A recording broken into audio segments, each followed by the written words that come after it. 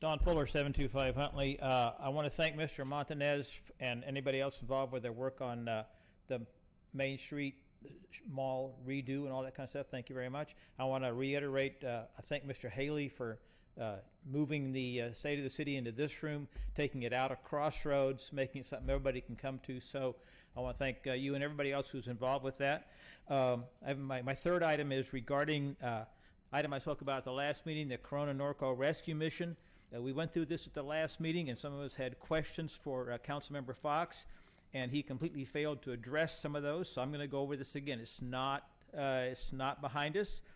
So until we hear different, the indications are, as I said last time, the city of Corona has a suitable homeless facility, which is leased to the Orange County Rescue Mission for $1 a year.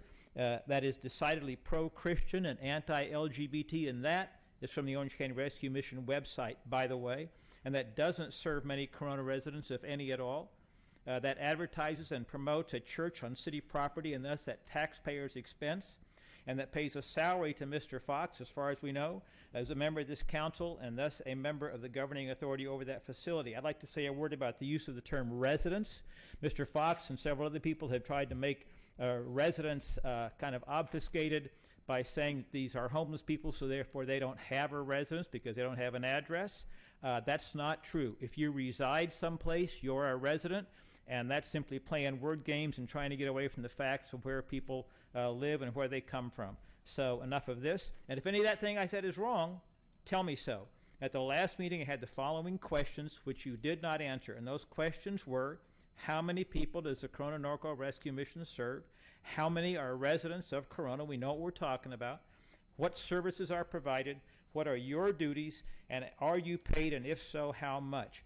At the last meeting, during your closing comments, when citizens cannot respond to you, you went down along for over 9 minutes and never once came close to addressing any of those citizens' questions. You tap danced around all of that for over 9 minutes when nobody else could respond to you.